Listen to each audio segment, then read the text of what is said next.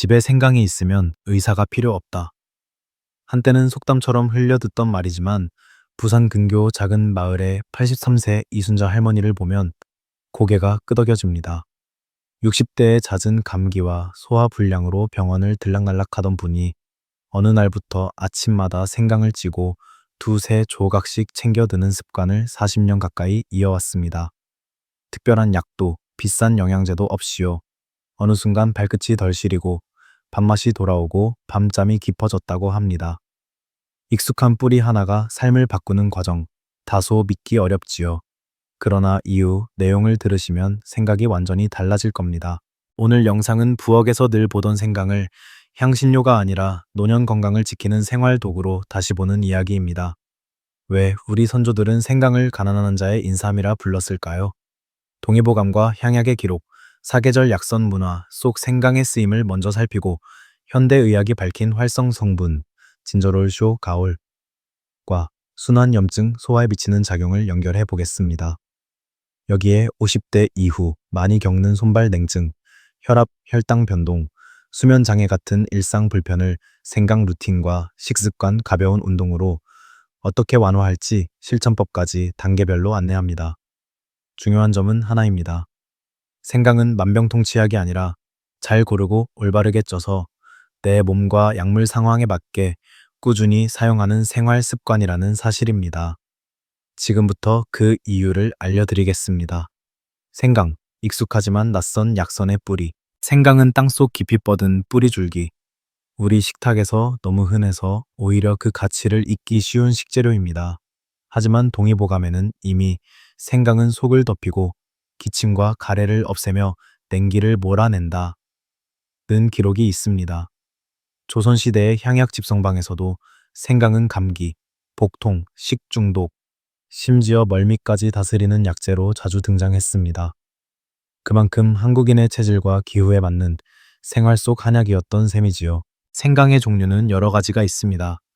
껍질이 부드럽고 매운맛이 약한 햇생강, 매운맛이 강하고 정유 성분이 풍부한 묵은 생강, 그리고 수분을 제거해 오래 보관할 수 있는 건생강이 있습니다. 최근에는 진저롤 함량이 높아 혈액순환 개선 효과가 뛰어난 흑생강도 관심을 끌고 있습니다. 하지만 매일 섭취할 목적이라면 국산 묵은 생강이 가장 균형이 좋습니다. 진저롤과 쇼가올이 풍부해 천을 높이고 향이 지나치게 자극적이지 않아 소화기에 부담이 적습니다. 의료 식품안전보고서 2024에 따르면 생강은 세계에서 가장 안전한 천연 한겸식품 중 하나로 분류됩니다. 하버드 의대의 식이요법 연구팀도 꾸준한 생강 섭취가 심혈관 질환 위험을 15% 이상 낮추는 경향을 보인다고 발표했지요. 반면 2023년 한국영양학회 통계에서는 50세 이상 인구 중 생강을 매일 섭취하는 비율이 28%에 불과했습니다. 냉증, 소화불량, 반복되는 감기, 피로감이 늘어나는 세대임에도 불구하고 오히려 조상들의 지혜가 잊혀지고 있는 현실입니다.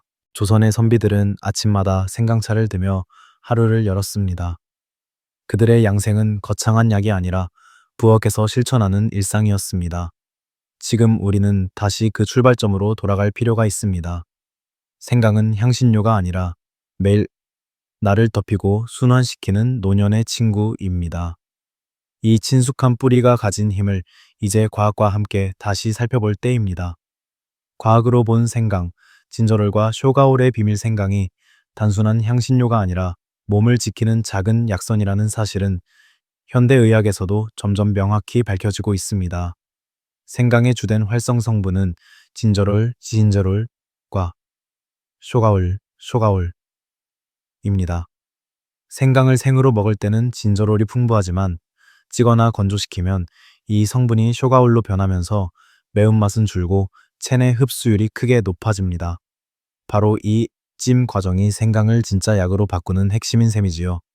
서울대병원 내과 연구팀은 2023년 실험에서 진저롤이 혈관 내 염증을 억제하고 혈소판 응집을 완화시켜 미세순환을 개선한다는 결과를 발표했습니다.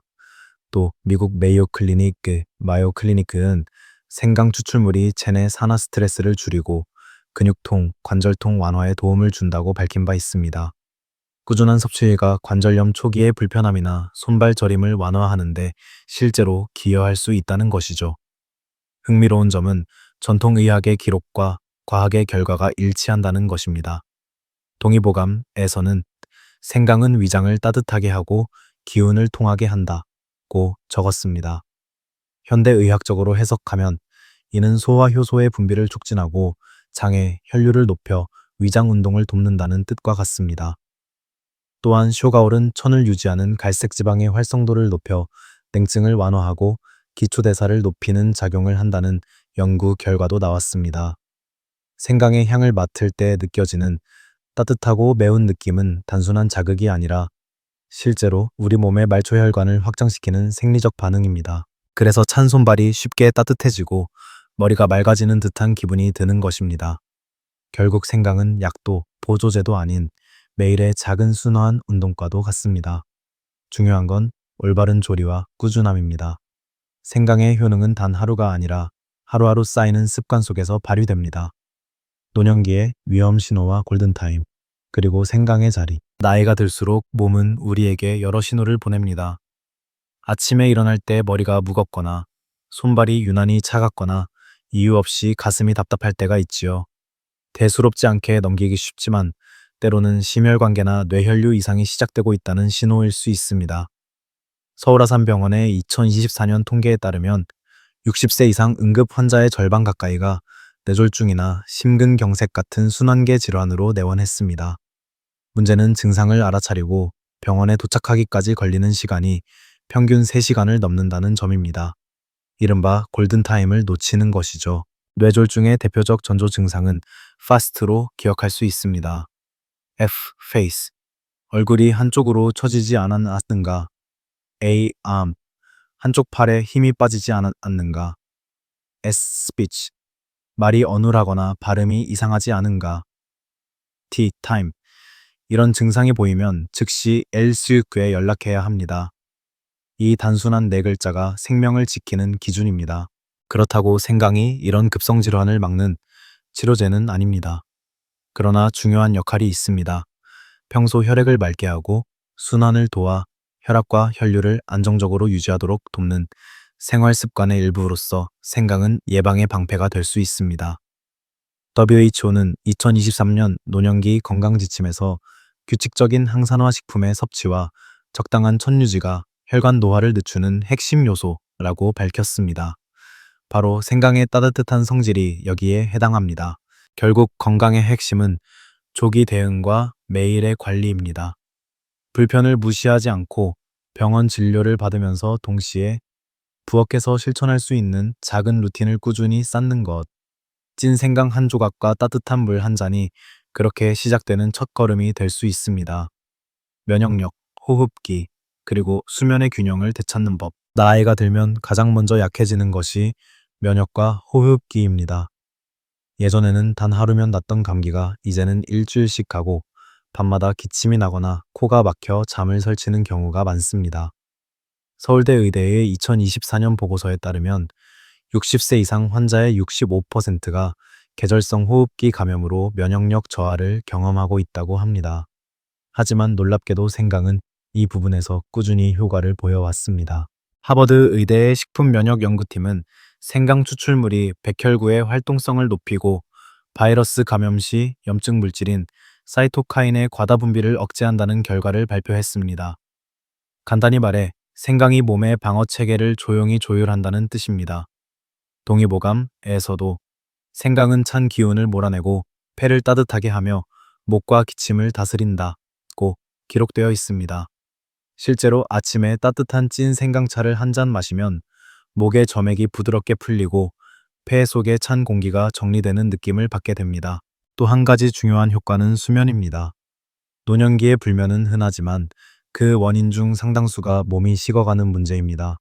천이 떨어지면 뇌의 수면 호르몬인 멜라토닌 분비가 방해받습니다. 찐 생강은 몸을 과열시키지 않으면서도 말초 혈류를 높여 손발끝의 온도를 유지하도록 돕습니다. 서울성모병원 수면의학센터 연구에서는 따뜻한 생강차를 자기 전 1시간 전에 마신 그룹이 그렇지 않은 그룹보다 평균 수면 시간이 30분 더 길고 중간에 깨는 횟수가 절반으로 줄었다는 결과도 있었습니다. 결국 면역, 호흡기, 수면은 따로 떨어져 있지 않습니다. 하나의 순환선처럼 연결되어 있습니다. 생강은 그 연결고리를 매끄럽게 해주는 조용한 윤활유입니다. 매일 아침 한 조각 혹은 잠들기 전 따뜻한 한 잔, 그것이 약보다 오래가는 회복의 루틴이 될 수 있습니다. 소화, 복부팽만, 그리고 잃어버린 식욕의 회복 나이가 들수록 위장은 쉽게 피로해집니다. 예전에는 뭐든 잘 소화되던 음식이 이제는 더부룩하고 조금만 먹어도 속이 더부룩하다고 느껴지죠. 이것은 단순히 나이 때문만이 아닙니다. 위산 분비량이 감소하고 장의 연동 운동이 느려지기 때문입니다. 그런데 생강은 바로 이 부분에서 놀라운 역할을 합니다. 서울대병원 소화기내과 연구팀의 임상시험 2023에 따르면 생강을 꾸준히 섭취한 그룹은 위 배출 시간이 평균 25% 단축되고 식후 복부 팽만함이 유의미하게 감소했습니다. 생강 속 진저롤과 쇼가올은 위점막을 자극하지 않으면서도 위장 운동을 활성화시키고 소화 효소의 분비를 촉진합니다. 쉽게 말해 위를 따뜻하게 깨워주는 알람 역할을 하는 것입니다. 동의보감에도 비슷한 기록이 있습니다. 생강은 위를 따뜻하게 하여 냉한 기운을 몰아내고 음식의 막힘을 통하게 한다. 전통과 과학이 같은 말을 하고 있는 셈이지요. 실제로 저는 73세 장모님께 아침 식사 전찐 생강 243조각을 드시게 한 적이 있습니다. 처음엔 마을까 걱정하셨지만 일주일쯤 지나자 밥이 이렇게 맛있게 느껴진 건 오랜만이야 라고 하시더군요. 노년기에 식욕이 떨어지는 건 단순히 입맛의 문제가 아니라 영양 불균형과 체중 감소, 면역 저하로 이어질 수 있는 중요한 신호입니다. 따라서 식전에 생강 한 조각을 씹거나 따뜻한 물에 우려 마시는 습관은 매우 효과적인 소화 준비 운동이 됩니다. 단, 주의할 점도 있습니다. 위염이나 역류성 식도염이 있는 분은 공복에 생강을 섭취하지 마세요. 생강의 매운 성분이 위산 분비를 자극해 통증을 유발할 수 있습니다. 식사 후 15분 뒤 위가 어느 정도 음식으로 보호된 상태에서 섭취하는 것이 가장 좋습니다. 노년의 식사는 단순히 영양 공급이 아니라 삶의 활력을 유지하는 핵심입니다. 그 첫걸음을 생강 한 조각으로 시작할 수 있다면 그것이 바로 약이 되는 밥상 아닐까요? 혈당, 혈압, 그리고 콜레스테롤, 약을 대체하지 않는 보조 전략. 많은 분들이 생강이 혈당을 낮춘다던데 그럼 당뇨약을 줄여도 되나요? 라고 물으십니다. 하지만 명확히 말씀드리면 생강은 약을 대체하는 것이 아니라 약을 돕는 조력자입니다.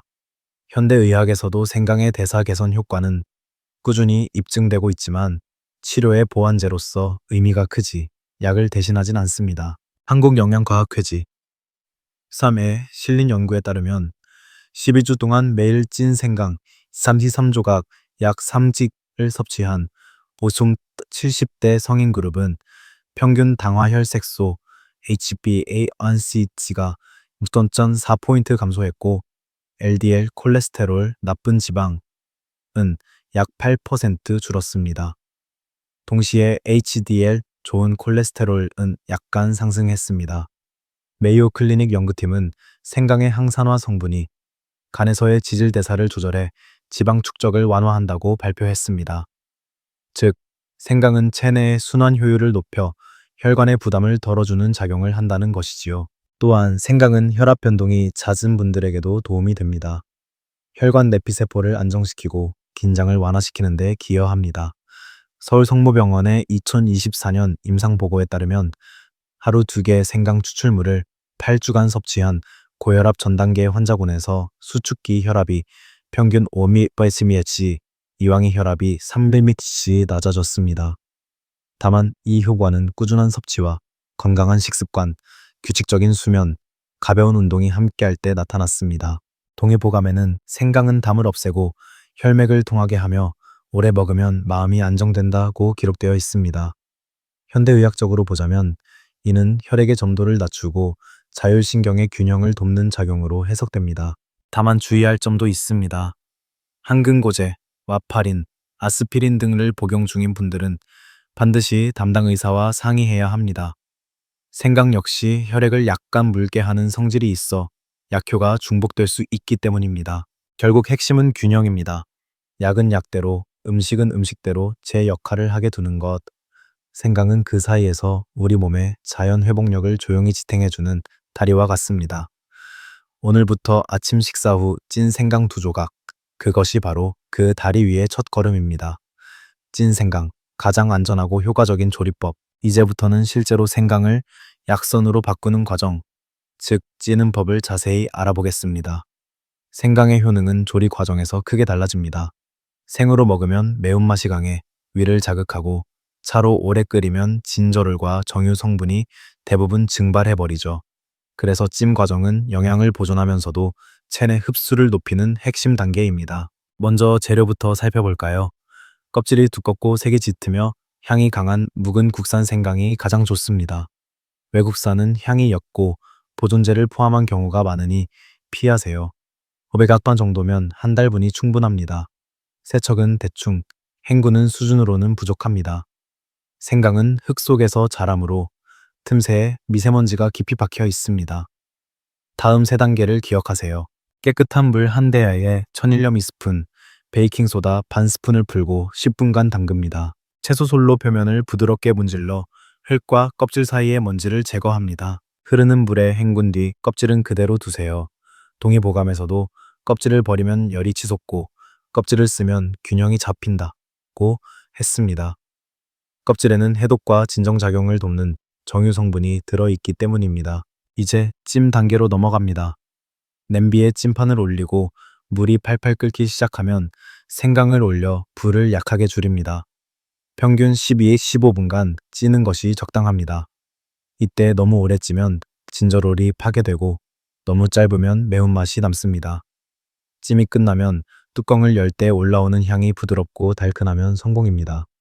생강 껍질에 윤기가 돌고 손으로 눌렀을 때 탄력은 있으나 무르지 않은 정도가 이상적입니다. 식인 뒤에는 두께로 얇게 썰어 건조 준비를 합니다. 이때 물기가 남지 않도록 키친타월로 가볍게 눌러주세요. 생강의 표면이 살짝 끈적이고 향이 은은하게 퍼질 때 바로 그 순간이 약이 되는 생강으로 바뀌는 타이밍입니다. 이 조리법은 조선시대 약선집인 수은잡방서도 비슷하게 등장합니다. 생강을 찌되 급히 끓이지 말고 김이 조용히 돌아 향이 변하지 않게 하라.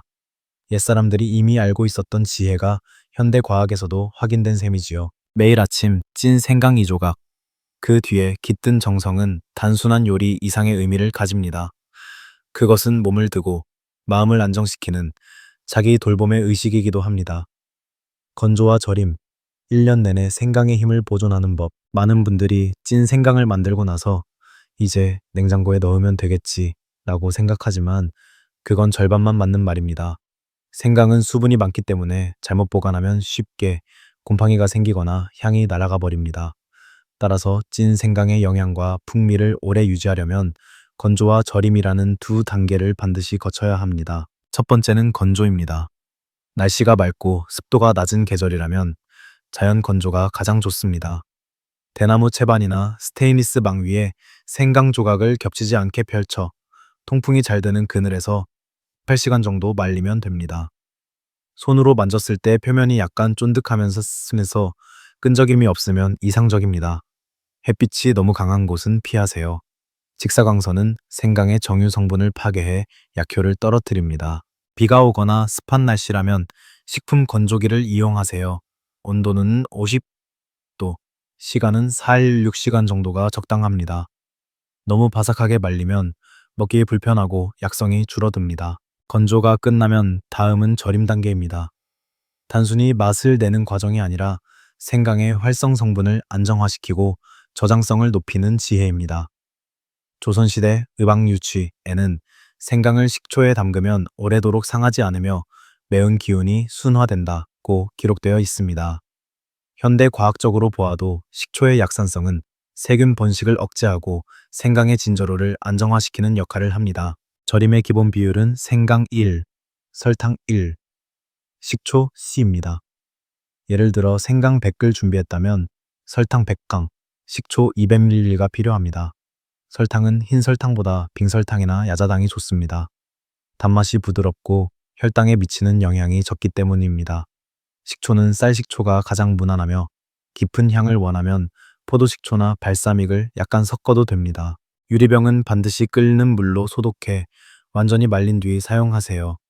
병바닥에 설탕을 얇게 깔고 생강 조각을 층층이 쌓은 뒤 식초를 부어 생강이 잠길 만큼 채웁니다. 뚜껑을 단단히 닫고 서늘하고 어두운 곳에 7도 보관하면 완성됩니다. 완성된 절임 생강은 새콤달콤하면서도 맵지 않아 매일 아침 2~3조각을 그대로 먹거나 따뜻한 물에 타서 마셔도 좋습니다. 이렇게 절임으로 보관하면 냉장 상태에서 1년 가까이 품질을 유지할 수 있습니다. 이 전통적 저장법은 단순한 조리 기술이 아닙니다. 음식이 곧 약이다 라는 양생 철학의 현대적 실천입니다. 부엌에서 스스로 약을 만들어 저장하는 일, 그것이야말로 가장 안전하고 경제적인 예방의학이 아닐까요? 안전한 섭취법과 반드시 피해야 할 세 가지 실수. 생강은 분명 몸에 좋은 식품이지만 사용법을 잘못 알면 효능이 줄어들거나 오히려 불편을 초래할 수도 있습니다. 그래서 이번에는 찐 생강을 복용할 때 꼭 알아야 할 세 가지 주의점을 정리해 드리겠습니다. 첫 번째 실수는 빈속에 생생강을 먹는 것입니다. 아침에 따뜻하게 속을 달래려고 생강을 바로 드시는 분이 많지만 공복 상태에서는 생강의 매운 성분이 위점막을 자극해 속쓰림, 복통, 구역감을 유발할 수 있습니다. 서울아산병원 소화기내과의 임상보고에서도 생강 섭취 후 불평함을 느낀 환자 대부분이 공복 상태에서 생생강을 섭취한 경우였습니다.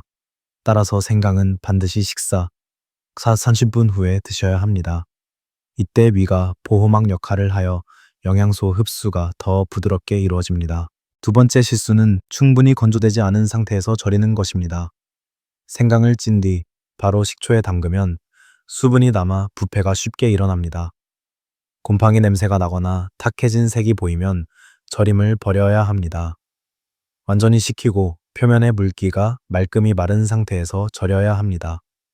또한 절임병은 끓는 물로 소독 후 완전히 말려야 세균 증식을 막을 수 있습니다. 세 번째 실수는 과량 섭취입니다. 어떤 분들은 좋은 거니까 많이 먹을수록 좋다고 생각하시지만 생강의 온성은 체질에 따라 다르게 작용합니다. 하루에 5~6조각 이상 섭취하면 몸이 달아오르거나 입안이 헐고 변이 묽어질 수 있습니다. 노년층은 천 조절 능력이 떨어져 이런 과열 반응에 더 민감합니다. 따라서 하루 2~3조각, 즉 약 3기 정도면 충분합니다. 또한 다음과 같은 분들은 주의가 필요합니다. 항근고제, 와파린, 아스피린 등을 복용 중인 분, 생강도 혈액을 붉게 하므로 출혈 위험이 높아질 수 있습니다. 위염이나 역류성 식도염이 있는 분, 생강의 매운 성분이 위산 분비를 촉진해 증상을 악화시킬 수 있습니다. 임신 초기나 6세 미만의 어린이, 자극이 강함으로 섭취를 피하는 것이 좋습니다. 동의보감에서도 약은 그 성질을 알고 써야 보배요. 모르고 쓰면 해가 된다고 했습니다. 생강은 부드럽지만 결코 가벼운 약재가 아닙니다.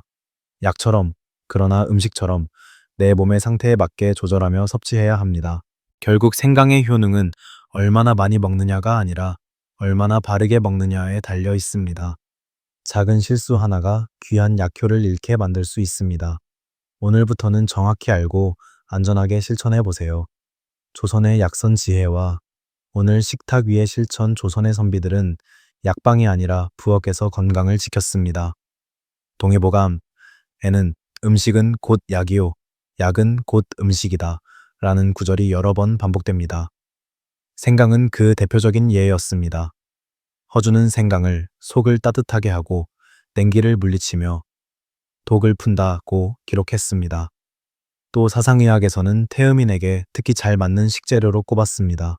기가 울체되고 순환이 더딘 체질에 온기를 더해주기 때문입니다. 우리 조상들은 계절마다 생강을 다르게 활용했습니다. 봄에는 생강과 대추를 달여 간을 깨우는 차를 마셨고 여름엔 생강과 매실을 함께 우려 더위를 이겨냈습니다. 가을에는 도라지배와 함께 생강차를 끓여 기침을 예방했고 겨울에는 생강죽과 약선탕으로 몸속 온기를 유지했습니다. 이런 전통은 단순한 음식이 아니라 계절에 맞춘 예방의학이었습니다. 현대 영양학에서도 이런 지혜는 그대로 이어집니다.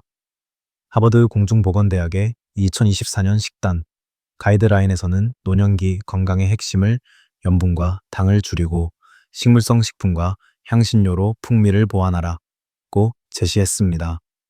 여기서 향신료로 가장 먼저 언급된 것이 바로 생강입니다. 소금 대신 생강을 사용하면 혈압 조절에 도움이 되고 설탕 대신 생강차의 자연스러운 단맛으로 입맛을 돌릴 수 있습니다.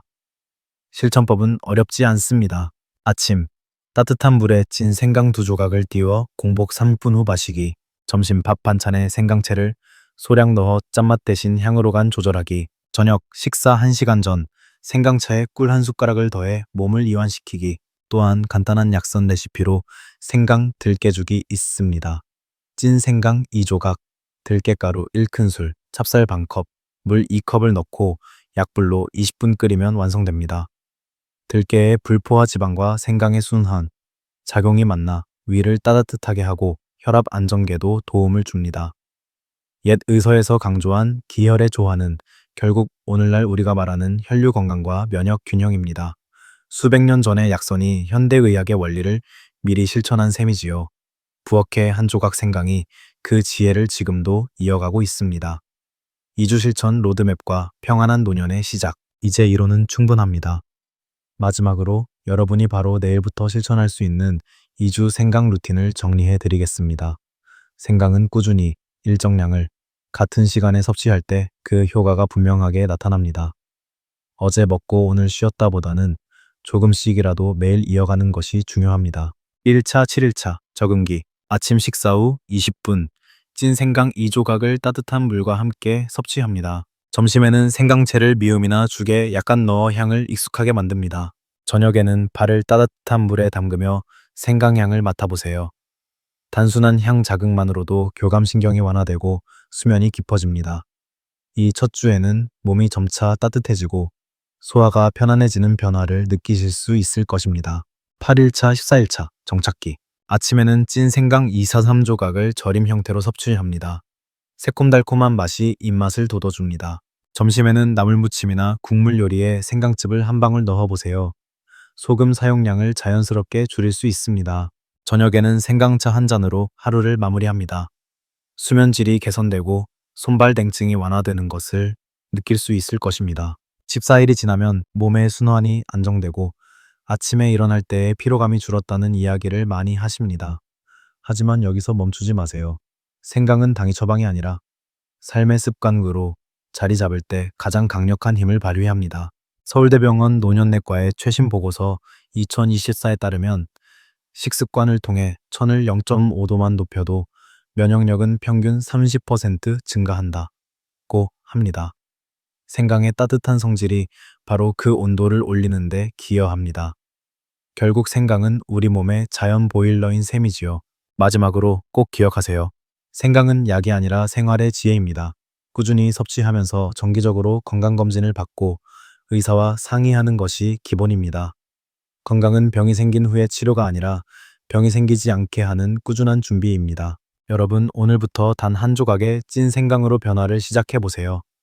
그 작은 습관이 혈액을 돌리고 마음을 드고 남은 인생을 가볍고 단단하게 만들어 줄 것입니다. 생강 한 톨이 노년의 평안을 여는 열쇠가 될 수도 있습니다.